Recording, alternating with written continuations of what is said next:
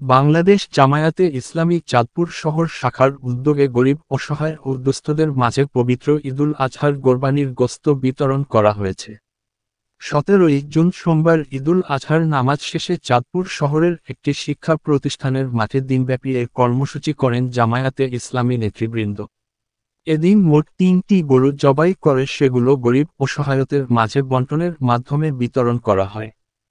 গোশত বিতরণকালে উপস্থিত ছিলেন বাংলাদেশ জামায়াতে ইসলামী চাঁদপুর জেলা শাখার নায়েবে আমির মাওলানা বিল্লাল হোসেন মিয়াজি, চাঁদপুর শহর শাখার জামায়াতে আমির অ্যাডভোকেট শাহজাহান খান, আল আমিন মডেল মাদ্রাসার ম্যানেজিং কমিটির সভাপতি মোহাম্মদ আব্দুস শুকুর মস্তান, শহর জামায়াতের সাধারণ সম্পাদক শেখ বেলায়েত হোসেন, শহর কর্মপরিষদের সদস্য সাইফুল ইসলাম সবুজ, শহর শ্রমিক কল্যাণ সভাপতি আব্দুল হাই লাভলু ও জামাত নেতা গোলাম মাওলা সহ অন্যান্য নেতৃবৃন্দরা।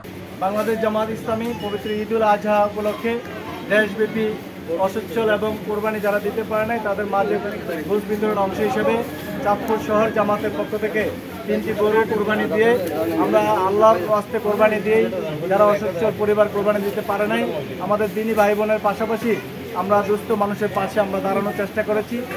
এই কাজে যারা সহযোগিতা করেছেন আমরা তাদের সকলের সহযোগিতার জন্য ধন্যবাদ এবং মোবারকবাদ জানাচ্ছি। আল্লাহ তাআলার কাছে আমরা দোয়া করছি আল্লাহ যেন তাদের সাহায্য সহযোগিতাকে কবুল করেন।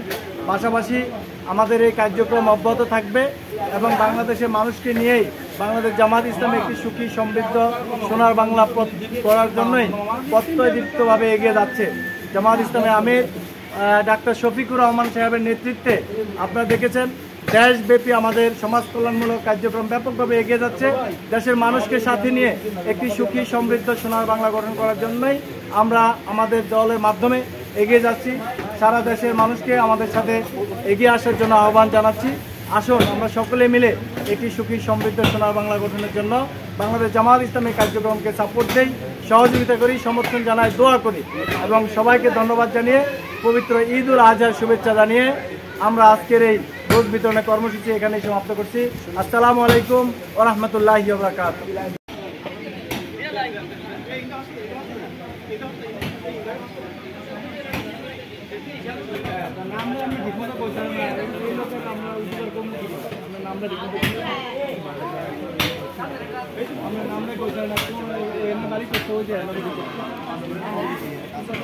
আমরা